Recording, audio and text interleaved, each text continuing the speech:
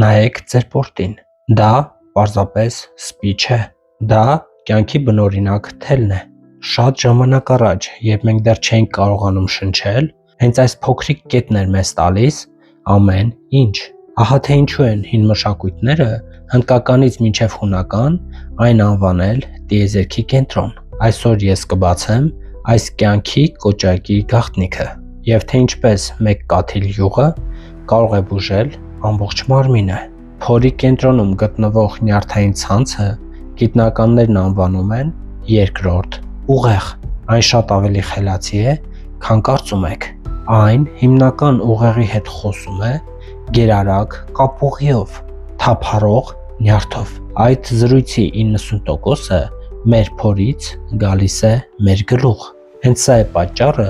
որ երբ մենք նյարդայնանում ենք, առաջինը մեր փորն է ցավում։ Մեր ինտուիցիան ֆիզիկական իրականություն է։ Հին գիտությունները պնդում են, որ հենց պորտի հետևում սկիզբ են առնում 72,000 մանր էներգետիկ անոթներ, որոնք կյանքի ուժ են տանում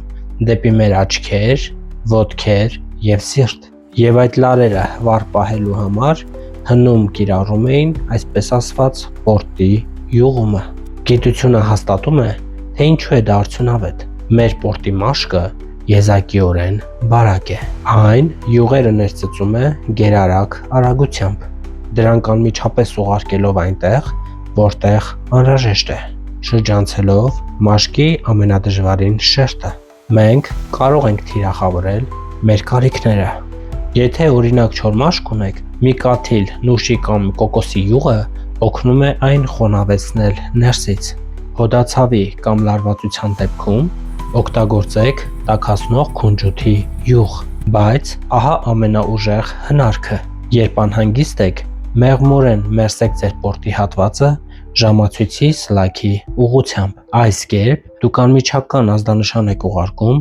ձեր թափառող նյարդին, ակնթարթորեն սեղմելով հանգստի և մերսման կոճակը։ Սա հանգստացնում է ամբողջ նյարդային համակարգը։ Սակայն սա դեռ ամենը չէ։ Պորտը թաքնված մարեաբանական անձրևային անտառ է, որտեղ բնակվում է 2300 տեսակի բակտերիա։ Դա մեր առողջության եզակի կենդանի մատնահետքն է։ Փորձեք մերսումն այսօր երեկոյան և գրեք տեսանյութի մեկնաբանություններում արդյունքի մասին, ինչպես նաև լայքեք տեսանյութը, որպեսզի այն հնարավորինս մեծ տարածում ունենա և բաժանորդագրվեք Արգամ բլոգի էջերին ավելին իմանալու համար։ Ձեզ հետ Արգամ Ռոբերտին էր։ Կհանդիպենք։